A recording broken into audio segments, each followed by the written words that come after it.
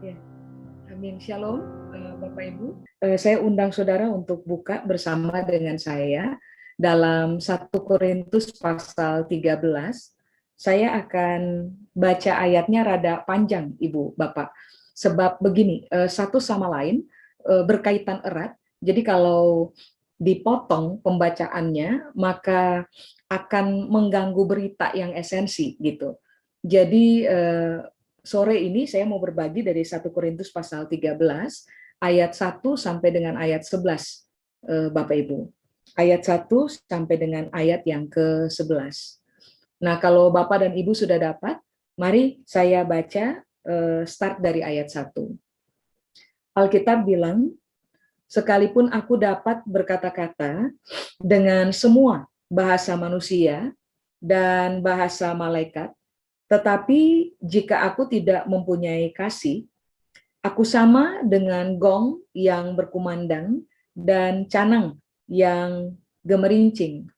Jadi pesan di ayat 1 itu sebenarnya Alkitab bilang, pintar bicara tapi tanpa kasih, saudara dan saya akan menjadi orang-orang yang hanya berisik, Pak, Ibu, mengganggu orang lain. Kita nggak dipanggil untuk cuman mahir berbicara, tapi kita dipanggil untuk mahir menghidupi apa yang kita bicarakan. Sebab waktu saudara dan saya hanya pintar bicara saja, maka jelas Alkitab bilang kita akan sama seperti gong yang berkumandang dan canang yang gemerincing. Itu kalau kita udah dengar bunyinya, biasanya berisik, Pak, Ibu, dan mengganggu kita punya ketentraman. Makanya Alkitab berupaya menjelaskan bahwa pintar bicara harus diimbangi dengan kualitas hidup. Itu jelas, itu di ayat 1. Nah, di ayat 2, Alkitab bilang, sekalipun aku mempunyai karunia untuk bernubuat, dan aku mengetahui segala rahasia, dan memiliki seluruh pengetahuan. Dan sekalipun aku memiliki iman yang sempurna untuk memindahkan gunung, tetapi jika aku tidak mempunyai kasih, aku sama sekali tidak berguna. Jadi ayat 2 bilang, Bapak Ibu, saya juga bisa bergerak dalam karunia, lalu memiliki kecerdasan untuk mengungkapkan segala sesuatu, tampil juga, pelayanan juga dalam kuasa, tapi Alkitab bilang, kalau nggak ada kasih dalam itu tuh, dalam karunia kita, dalam kecerdasan kita, dalam pelayanan kita yang menampilkan kuasa, kalau nggak ada kasih, Alkitab di ayat 2 bilang nggak ada guna. Cukup jelas ya Pak, Ibu. Lalu ayat 3, Alkitab bilang, dan sekalipun aku membagi-bagikan segala sesuatu yang ada padaku, bahkan menyerahkan tubuhku untuk dibakar, tetapi jika aku tidak mempunyai kasih, sedikit pun tidak ada faedahnya. Ayat 3 bilang, sekalipun saudara dan saya dikenal sebagai orang yang jago memberi, Pak, Ibu. Lalu berkorban. Jago banget tuh, berkorban.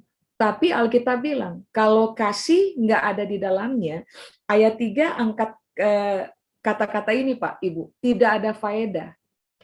Ayat 2 bilang, tidak berguna. Ayat 3 bilang, saudara dan saya berisik. Berarti Alkitab lagi berupaya menjelaskan kepada kita dari ayat 1 sampai dengan ayat 3 bahwa kehidupan kita yang tidak dimotori oleh kasih, satu pasti ganggu orang lain, dua hidupnya kita tidak akan berguna, tiga saudara dan saya akan memiliki kehidupan yang nggak ada faedah di dalamnya. Baru kemudian di ayat 4, Alkitab memulai dengan pernyataan ini, Bapak Ibu. Kasih itu sabar, kasih itu murah hati, kasih itu nggak cemburu, kasih itu nggak memegahkan diri, dan nggak sombong. 5, kasih itu tidak melakukan yang tidak sopan, melainkan dan kasih itu tidak mencari keuntungan diri sendiri. Kasih itu tidak pemarah, kasih itu tidak menyimpan kesalahan orang lain. Kasih tidak bersukacita karena ketidakadilan, tetapi karena kebenaran. Ayat 7, ia menutupi segala sesuatu, percaya segala sesuatu, mengharapkan segala sesuatu, sabar menanggung segala sesuatu. Nah, Bapak Ibu perhatikan saja dari ayat 4 sampai dengan ayat yang ke-7, kita tadi baca satu-satu dan kita tahu bahwa kasih itu identik dengan kualitas kehidupan atau kualitas karakter. Berarti Alkitab lagi bilang di ayat 1, ayat 2, dan ayat 3.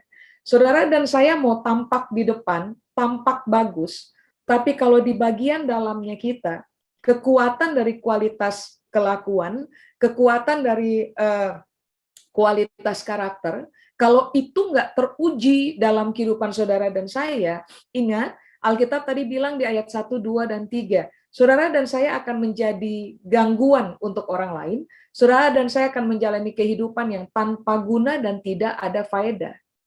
Berarti pada ayat-ayat yang Paulus tulis kepada jemaat di Korintus, yang kemudian kita pelajari hari ini, jelas Paulus bilang, bahwa kehidupannya kita harus sangat diimbangi, Bapak Ibu.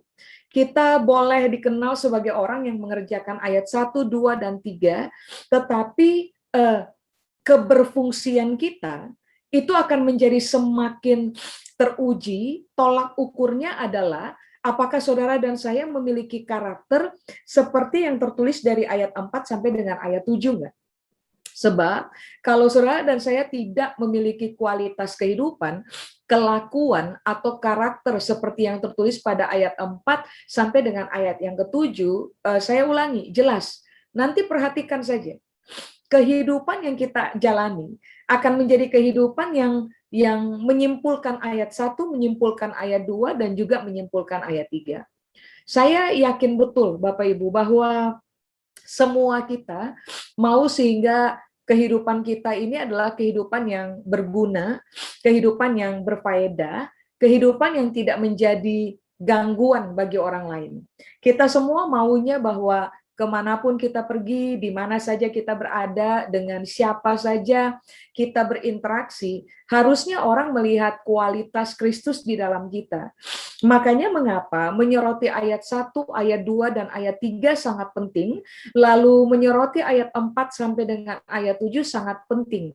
7 ayat ini adalah 7 ayat yang sedang berupaya untuk mengajarkan kepada kita bahwa keseimbangan dalam kehidupan itu penting. Bapak Ibu, begini, Tuhan tidak panggil saudara dan saya hanya untuk terlihat bagus di atas mimbar, enggak.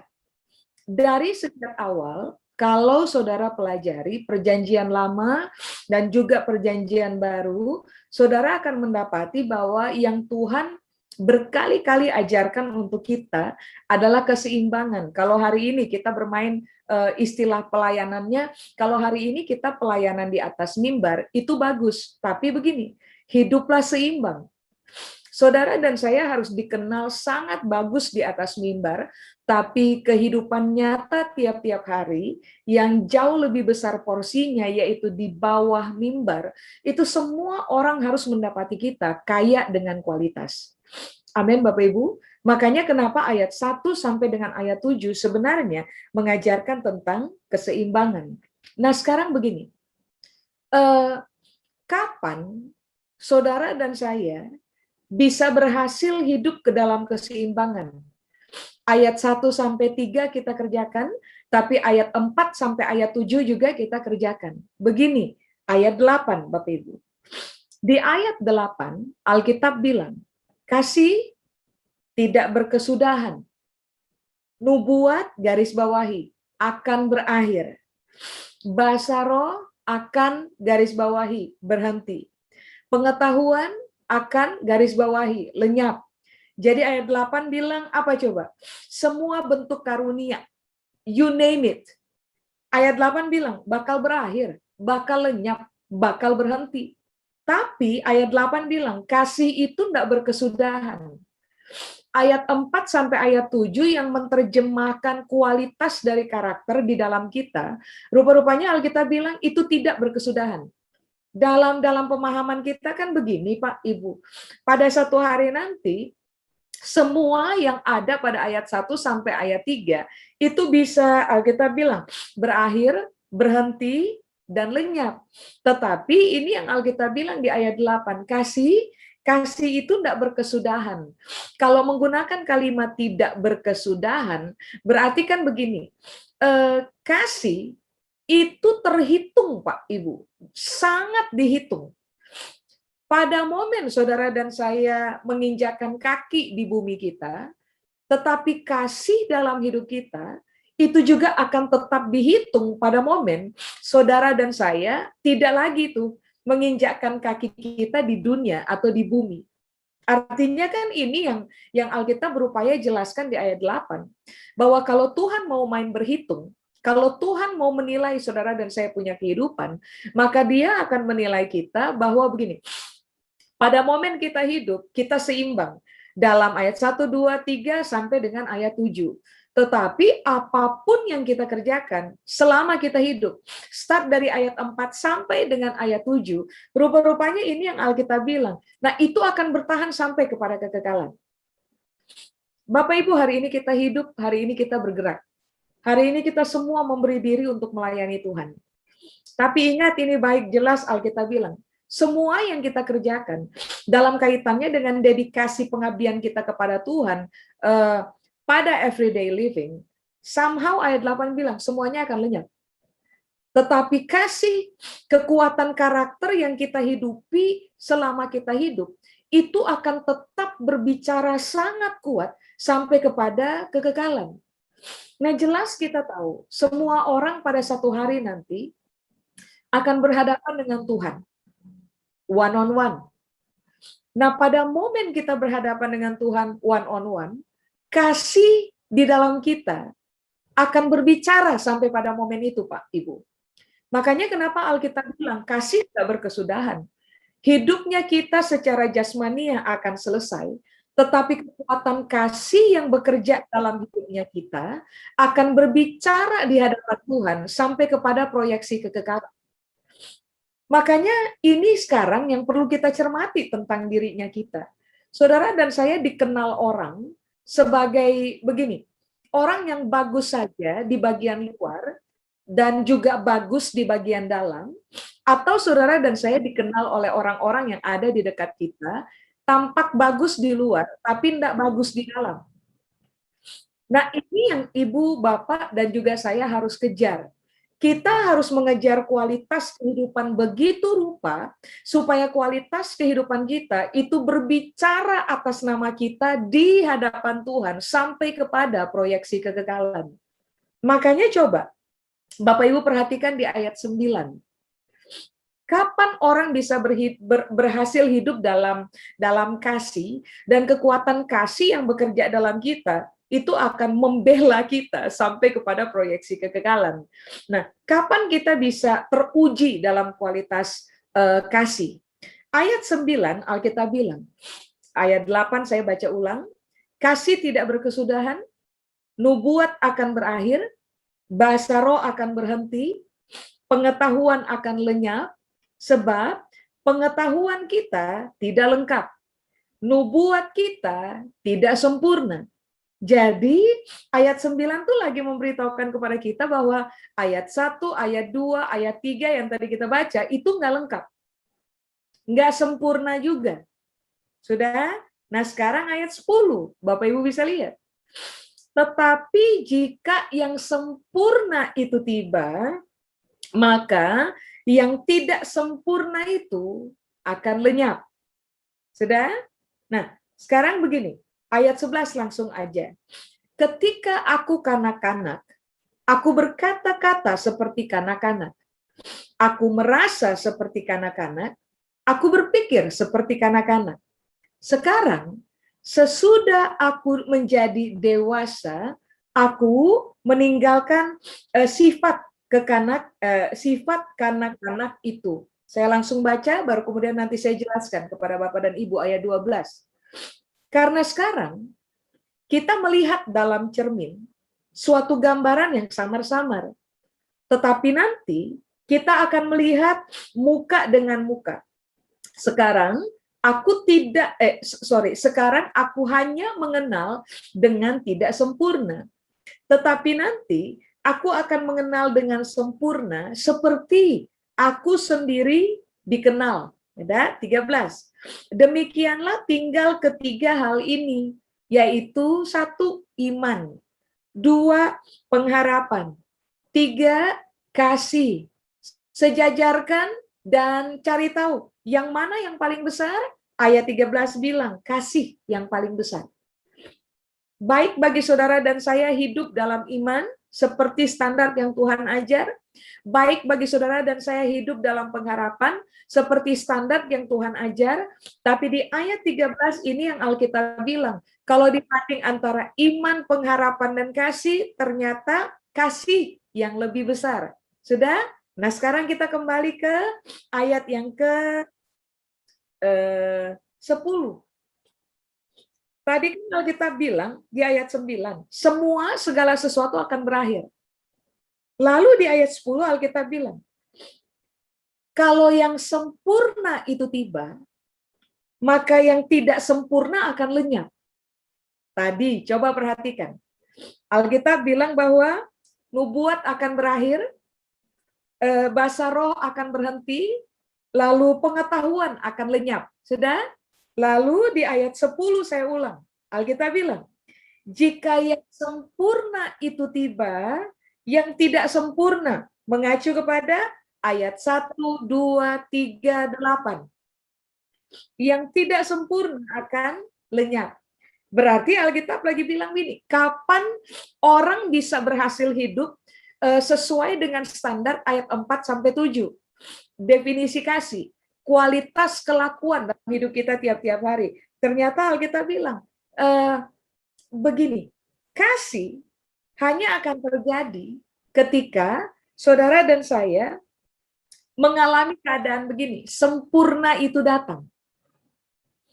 Nah, mari saya jelaskan dulu kepada Bapak dan Ibu, kata sempurna. Kata sempurna pada ayat yang ke-10 itu menggunakan kata Yunani teleios. Apakah teleios? Teleios punya arti yang pertama adalah begini, kadar penuh Kristus di dalam kita.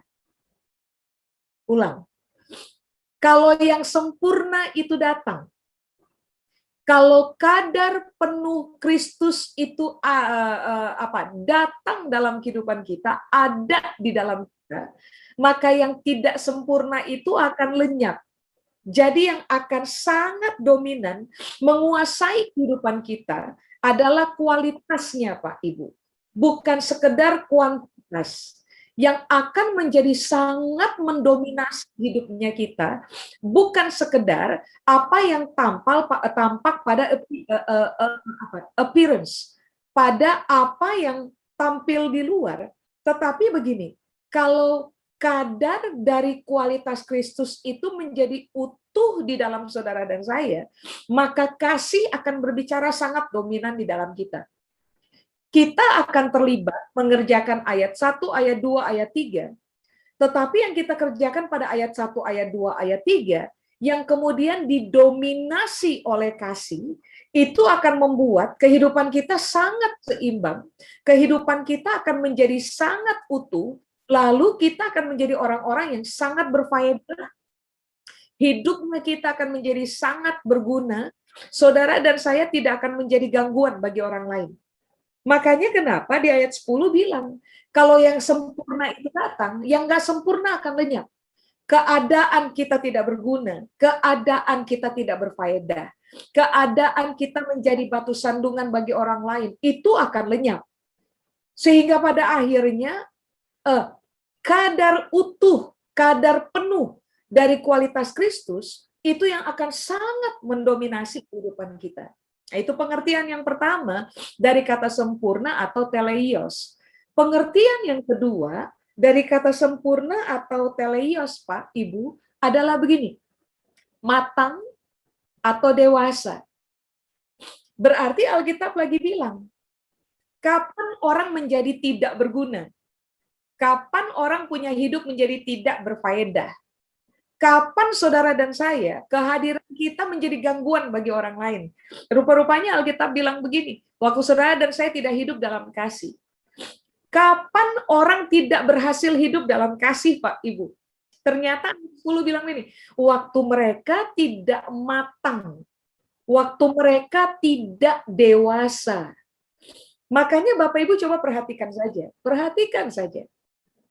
Semua orang yang hidup dewasa di dalam Kristus, kasih itu akan menjadi gaya hidup mereka. Bapak Ibu, kasih bukan program. Kasih itu gaya hidup yang nanti akan tampil sangat natural dalam hidupnya kita. Ternyata ayat 10 bilang, waktu saudara dan saya mulai bermain pada kadar kepenuhan Kristus. Waktu saudara dan saya mulai bermain kepada kualitas kedewasaan atau kualitas kematangan di dalam kita. Siapapun yang matang atau dewasa dalam Kristus, kemanapun mereka pergi, di mana saja mereka berada, mereka akan dikenal sebagai duta-duta kasih dalam kehidupan. Sebab kasih sudah bukan lagi menjadi teori, Pak, Ibu. Kasih akan berubah. Untuk orang-orang yang dewasa di dalam Kristus, kasih itu akan berubah menjadi kelakuan tiap hari, naturally, secara natural. Amin. Sehingga pada akhirnya Bapak, Ibu, dan saya, ketika kita menjadi orang-orang dewasa dalam Kristus, yang terfokus kepada kepemilikan kadar penuh Kristus di dalam kita, akan menjadi orang-orang yang begini, Pak, Ibu, sabarnya tuh natural. Sabarnya nggak dibuat-buat. Murah hatinya tuh natural. Murah hatinya nggak dibuat-buat. Rendah hatinya itu natural. Kita nggak pura-pura rendah hati. Enggak. Penguasaan dirinya tuh natural.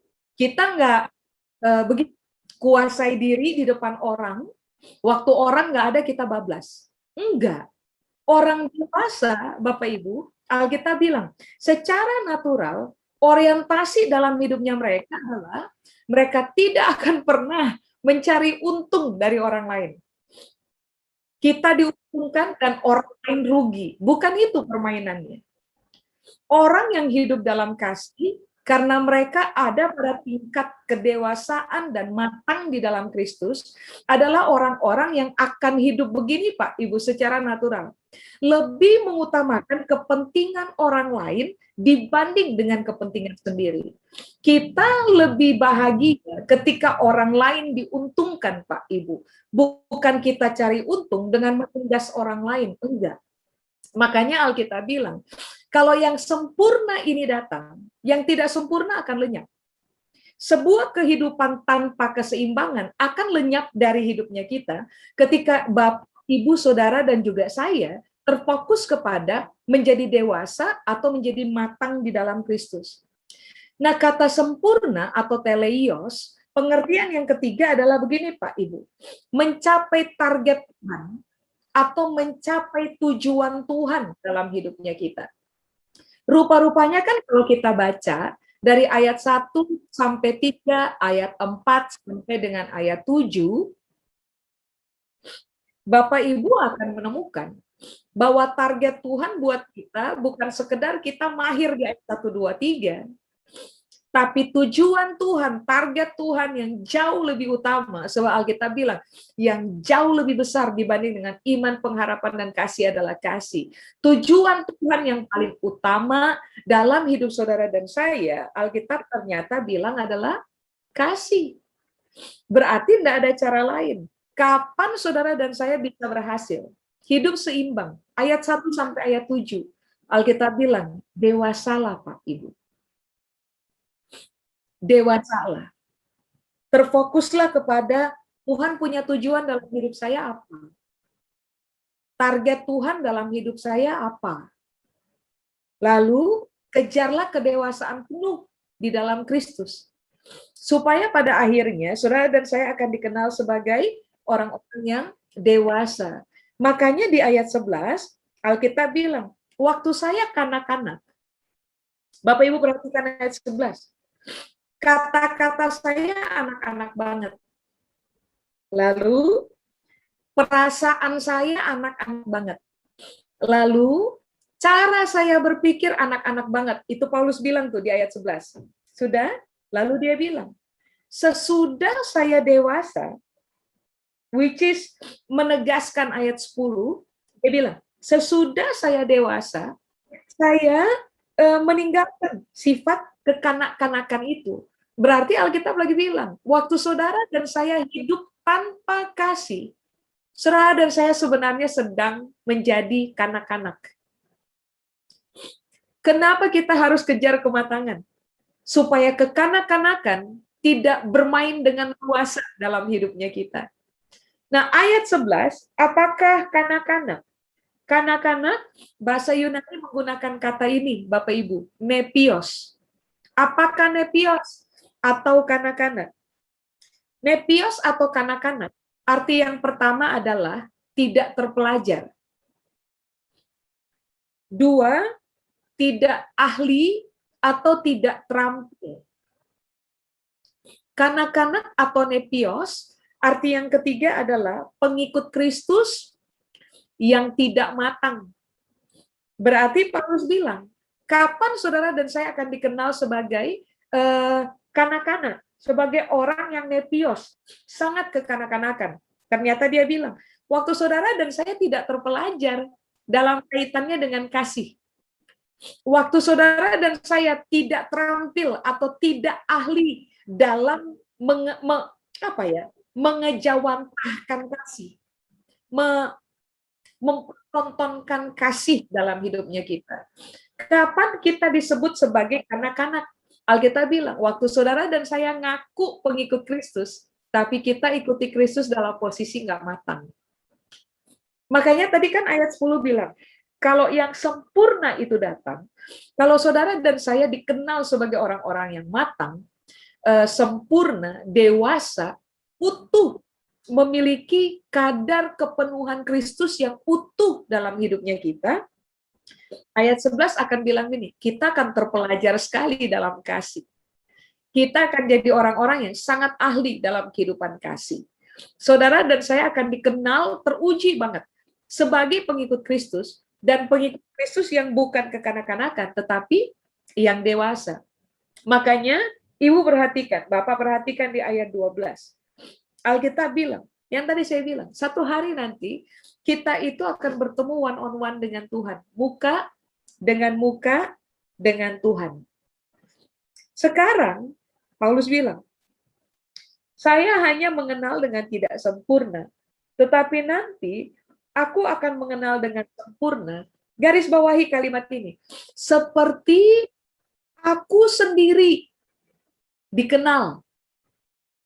Kenapa tadi Alkitab bilang? Segala sesuatu akan lenyap, hilang. Tapi kasih tidak berkesudahan. Nah, Paulus menjelaskannya pada ayat 12.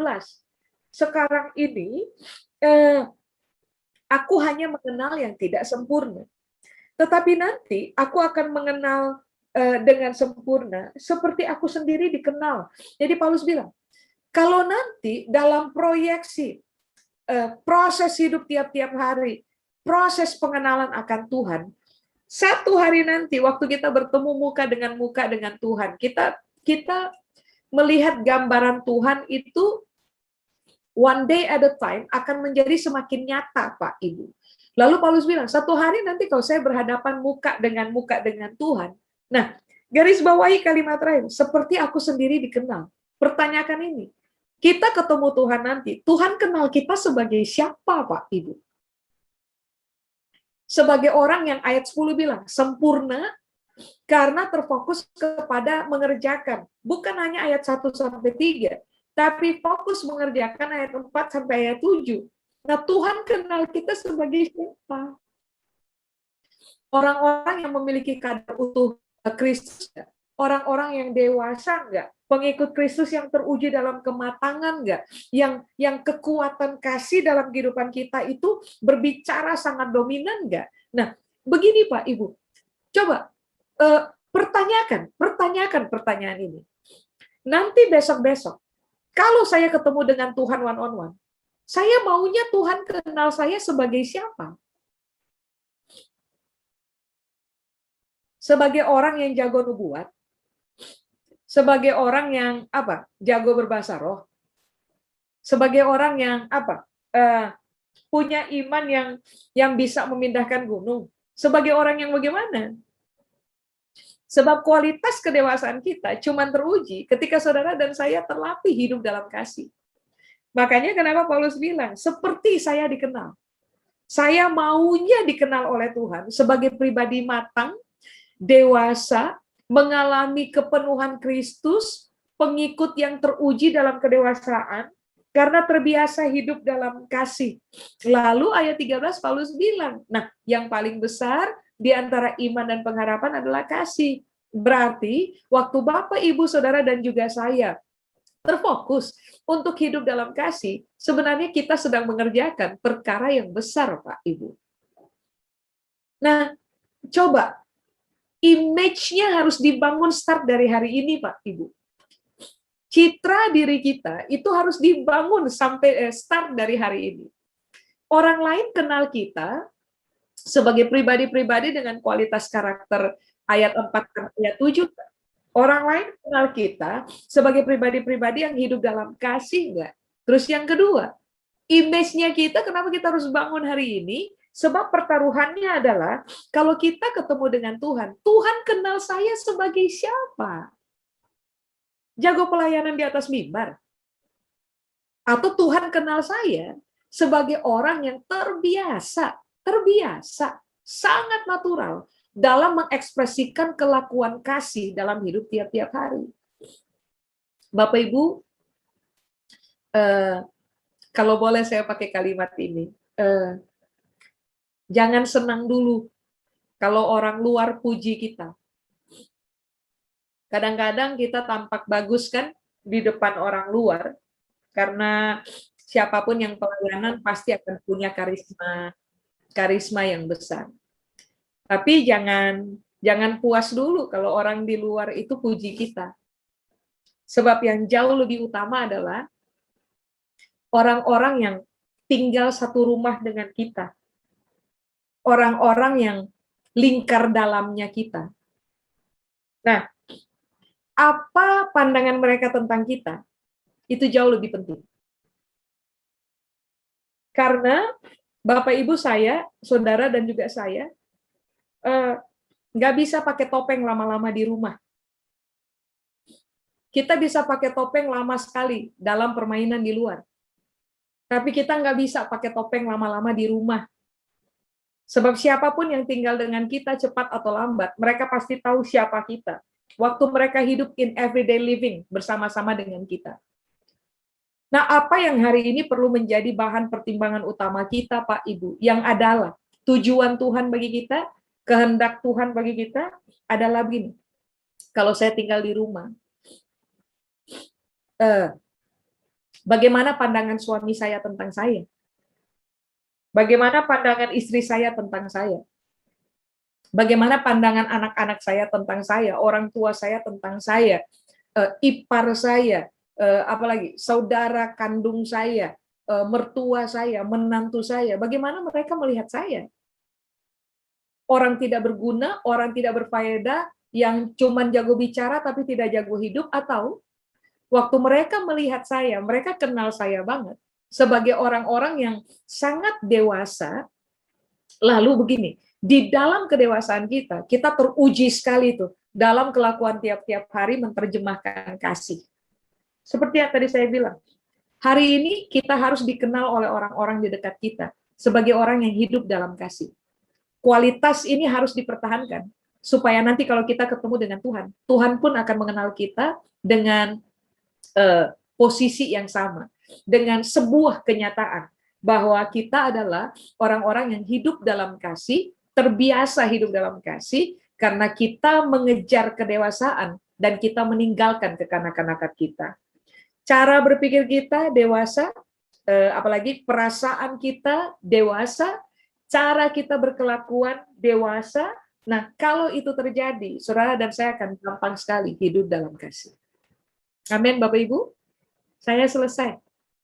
Saya selesai, Bapak Ibu. Mari kita berdoa lebih dahulu.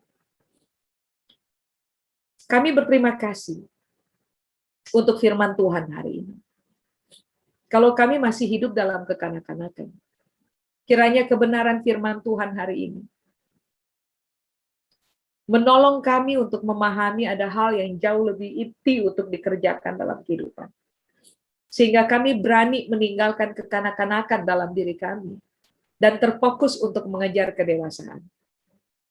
Supaya pada akhirnya di dalam posisi semakin hari semakin dewasa, semakin hari semakin matang, kami akan dikenal sebagai orang-orang percaya yang mahir menghidupi ayat 1-3, tapi juga mahir menghidupi ayat 4 sampai dengan ayat 7.